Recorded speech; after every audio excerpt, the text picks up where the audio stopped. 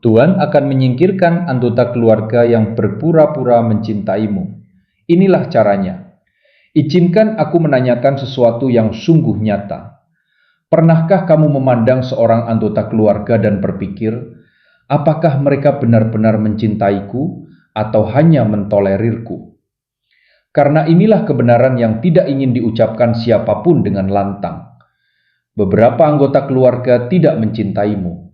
Mereka mencintai mengendalikanmu. Mereka mencintai membandingkan diri mereka denganmu.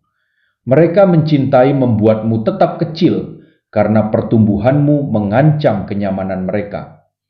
Dan sementara semua orang berkata, tapi itu tetap darah dagingmu, Tuhan mengatakan sesuatu yang jauh lebih dalam. Aku melihat hati, dan aku menyingkirkan apa yang engkau menolak untuk singkirkan. Pesan ini bukan untuk yang berhati lemah. Ini untuk orang yang sedang bingung dan terluka. Kamu terus bertanya, mengapa hubunganku dengan mereka runtuh? Dan Tuhan berbisik, karena mereka tidak pernah mencintaimu seperti aku mencintaimu. Dan aku tidak akan membiarkan mereka terus melukaimu atas namaku. Jangan salah paham, Tuhan menghargai keluarga, tetapi Dia juga menghargai kebenaran. Dan ketika kesetiaan seseorang palsu, ketika kasih mereka hanyalah topeng, Tuhan tahu bagaimana menarik tirai itu. Ini bukan sekedar video, ini adalah cermin rohani. Karena orang-orang yang paling dekat denganmu juga bisa menjadi mereka yang paling menahanmu. Dan jika kamu merasakan pergeseran dalam lingkaranmu, jika kamu melihat ketegangan meningkat, luka lama terbuka, dan kepergian yang tak terduga, jangan panik. Itu mungkin bukan serangan. Itu mungkin pembedahan ilahi.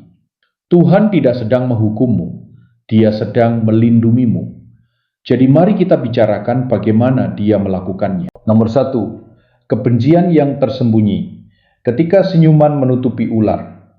Tahukah kamu apa yang menakutkan? Bukan musuh yang mengutukmu di depan wajahmu, melainkan mereka yang memelukmu sambil berharap kamu gagal. Dan seringkali mereka berbagi nama keluargamu. Mereka datang ke acaramu, mereka berkomentar bangga padamu di postingan Facebookmu. Namun, di balik pintu tertutup, mereka memutar mata. Mereka bergosip, mereka membandingkan, dan yang paling buruk, mereka diam-diam bersaing denganmu. Dan kamu bisa merasakannya. Kamu tidak selalu bisa menjelaskannya, tetapi rohmu tahu. Kata-kata mereka berkata, aku mencintaimu. Tetapi energi mereka berkata, aku tidak tahan dengan berkat-Mu. Biarlah aku jelas. Ini bukan sekedar disfungsi. Ini adalah peperangan rohani yang menyamar sebagai pertemuan keluarga.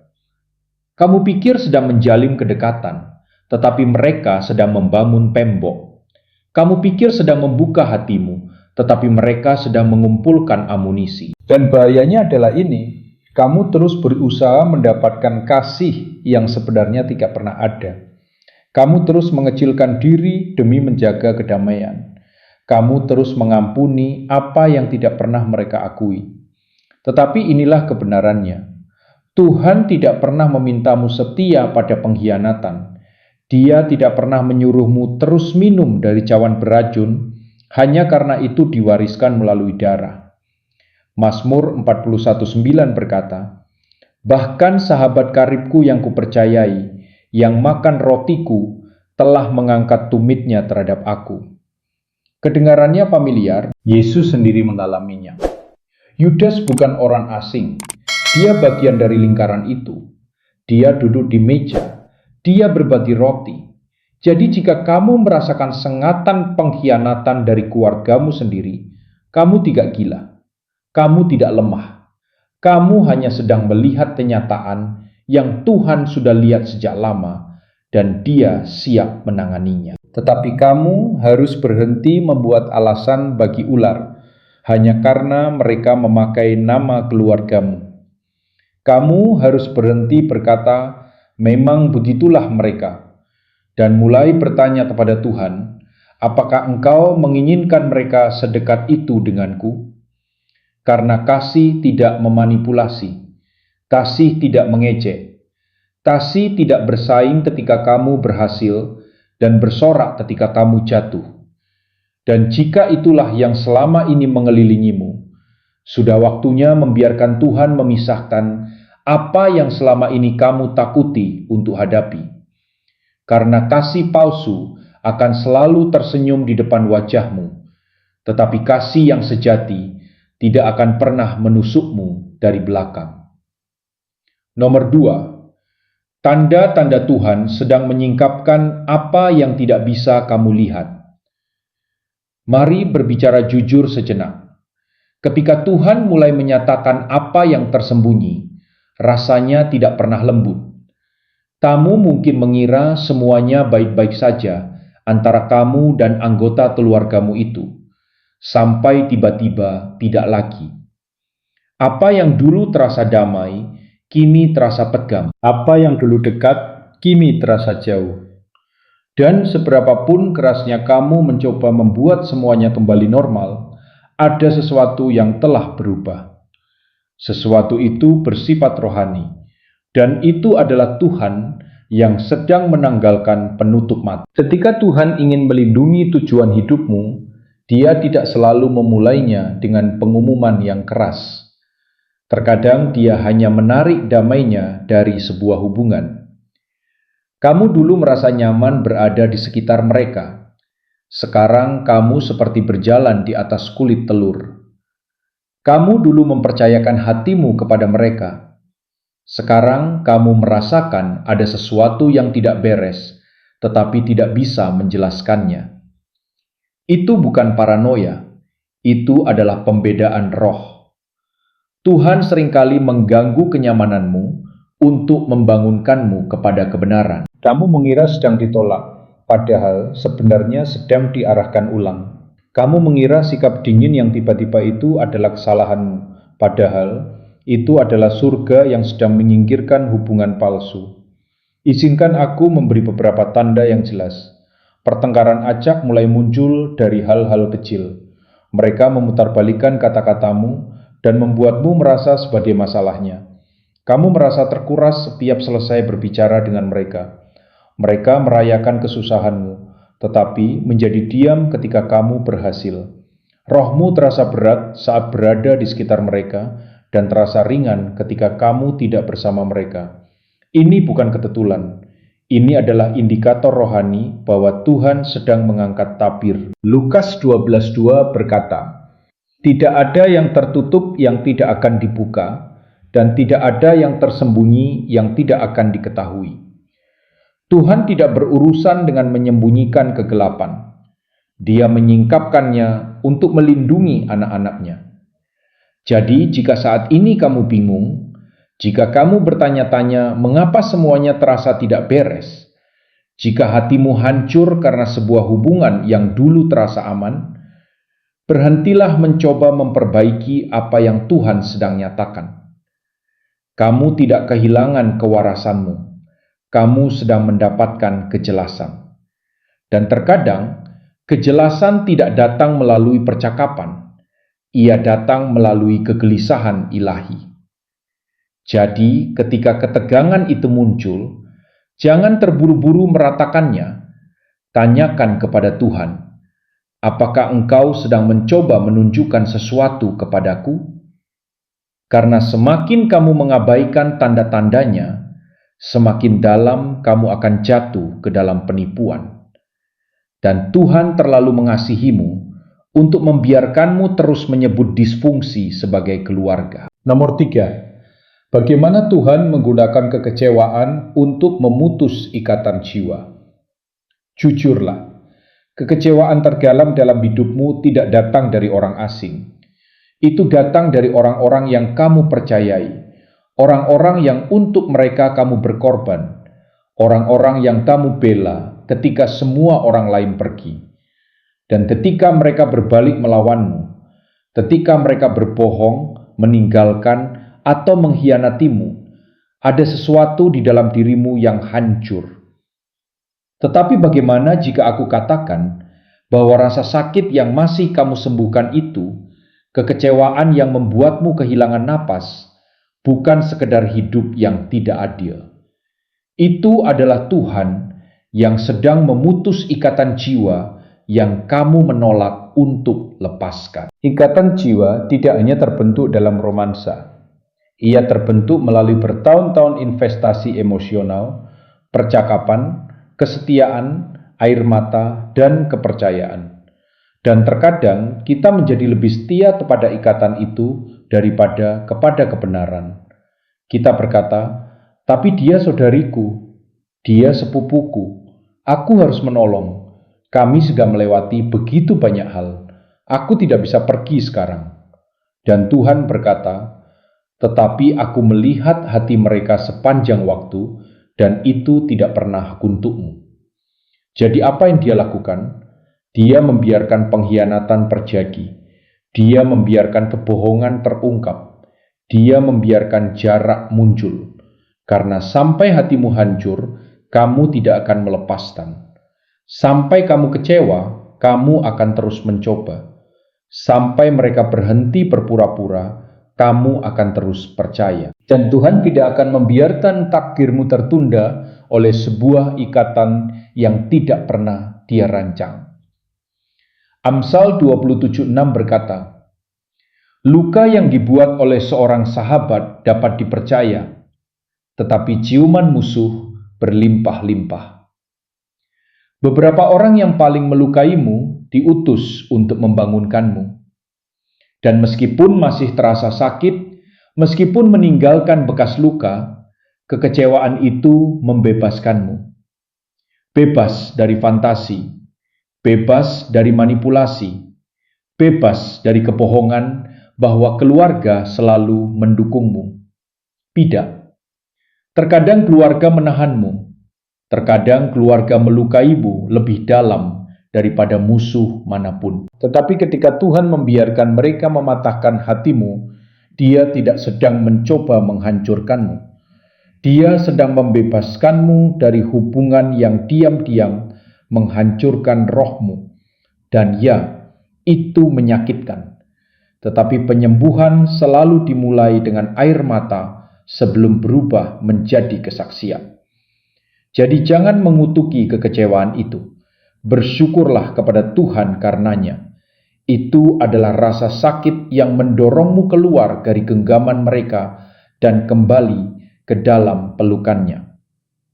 Nomor 4. Bahaya mempertahankan orang-orang yang Tuhan sedang berusaha singkirkan. Mari luruskan satu hal.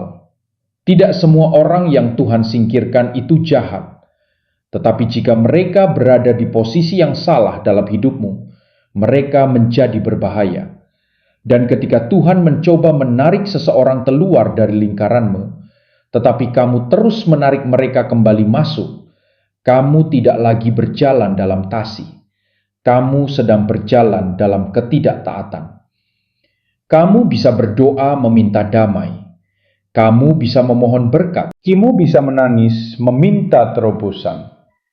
Tetapi Tuhan tidak akan memberkati apa yang kamu tolak untuk lepaskan. Jika kamu mempertahankan orang-orang beracun sambil meminta Tuhan memberi damai, kamu sedang melawan doamu sendiri. Sebagian dari kalian kelelahan bukan karena panggilanmu, tetapi karena pergaulan yang kamu tolak untuk putuskan. Kamu terkuras secara rohani karena terus membela orang-orang yang Tuhan sudah singkapkan. Kamu tidak stabil secara emosional karena masih memberi ruang bagi mereka yang sudah Tuhan usir. Kamu berkata, tapi mereka keluarga, mereka butuh aku tidak ingin menyakiti mereka. Tetapi bagaimana jika Tuhan berkata, aku tidak memintamu membenci mereka, aku memintamu berhenti memberi mereka akses ke bagian dirimu yang paling rapuh. Kamu bisa mengasihi orang dari kejauhan. Kamu bisa mengampuni tanpa berdamai kembali. Kamu bisa mendoakan jiwa seseorang tanpa tetap menempatkan mereka di mejamu. 2 Korintus 6:14 berkata, Janganlah kamu merupakan pasangan yang tidak seimbang dengan orang-orang yang tidak percaya, sebab persamaan apakah terdapat antara terang dan kegelapan? Dan itu juga berlaku bagi keluarga.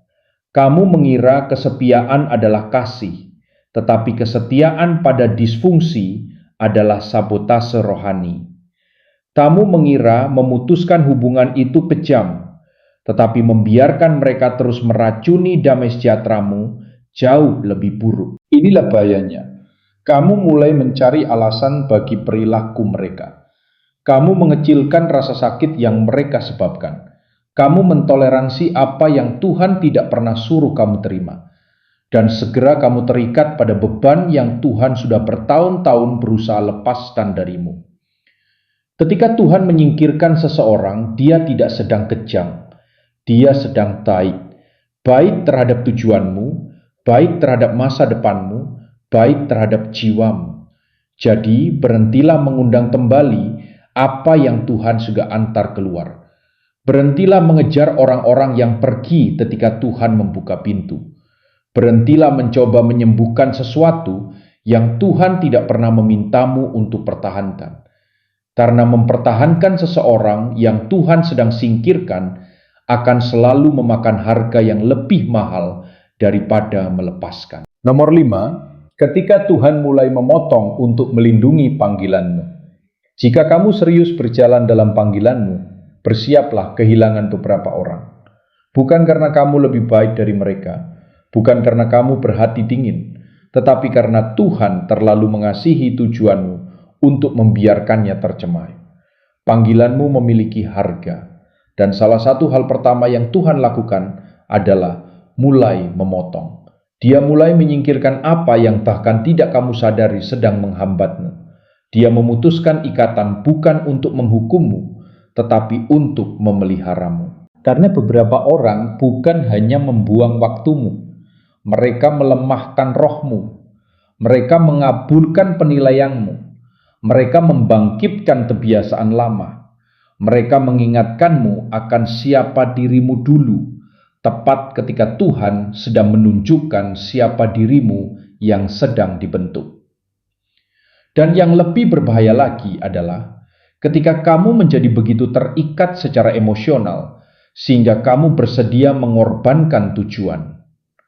Tuhan berkata, "Aku membawamu ke suatu tempat, tetapi kamu menyeret beban yang tidak pernah aku izinkan untuk kamu pikul." Yohanes 15:2 berkata, "Setiap ranting padaku yang tidak berbuah, dipotongnya, dan setiap ranting yang berbuah, dibersihkannya, supaya ia lebih banyak berbuah." Tuhan memotong yang tidak berbuah dan memangkas yang berbuah. Bagaimanapun ada pemotongan. Jika kamu menolak pemangkasan, kamu menunda tuaian. Jika kamu terus bertahan, kamu akan mulai merosot. Tuhan tidak akan membiarkan panggilanmu disandera oleh manipulasi emosional. Itulah sebabnya orang-orang tiba-tiba berubah terhadapmu. Itulah sebabnya mereka menarik diri ketika kamu menjadi serius dengan Tuhan. Itulah sebabnya dukungan mengering ketika kamu berhenti berkompromi.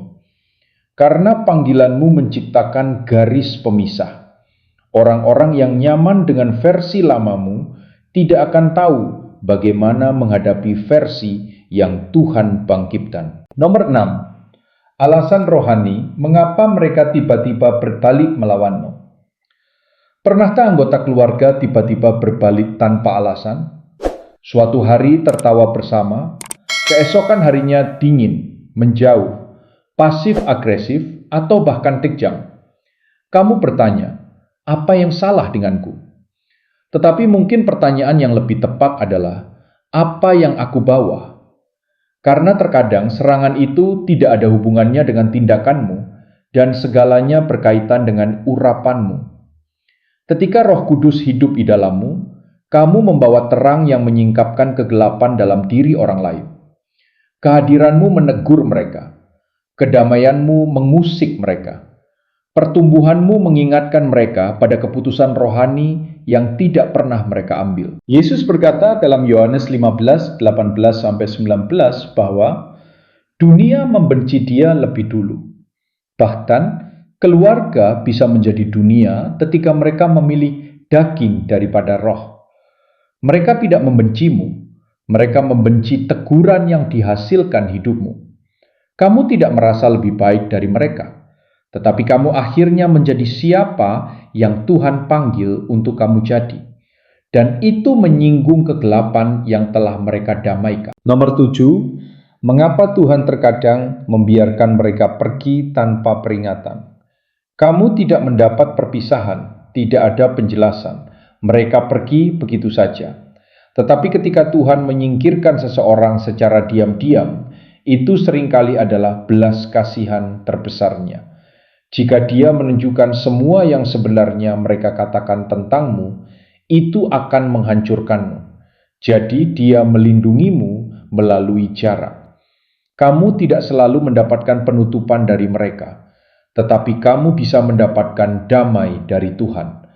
Mereka tidak ditugaskan untuk masa depanmu, mereka terkait dengan masa lalumu. Nomor 8, ketika keluarga menjadi durimu dan Tuhan tidak menyingkirkan mereka.